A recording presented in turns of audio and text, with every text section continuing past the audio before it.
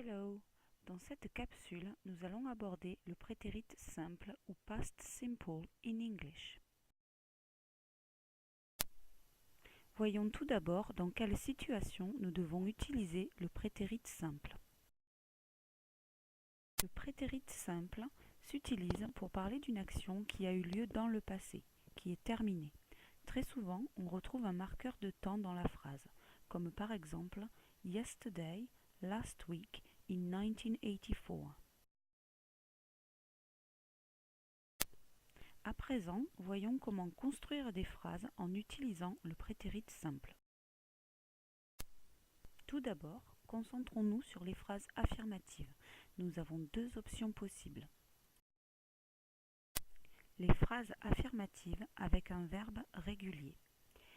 Pour conjuguer le verbe au prétérit simple, on garde la base verbale et on lui ajoute ed.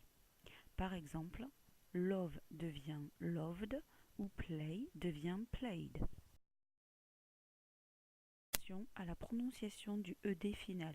Voici les trois prononciations possibles. Les phrases affirmatives avec un verbe irrégulier. Pour conjuguer un verbe irrégulier, il n'y a pas de règle. Il faut connaître la longue liste des verbes irréguliers en anglais.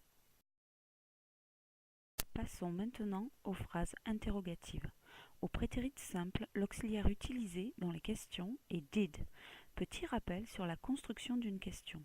Le mot interrogatif est facultatif. Ensuite, on retrouve l'auxiliaire, ici did, suivi du sujet, suivi de la base verbale.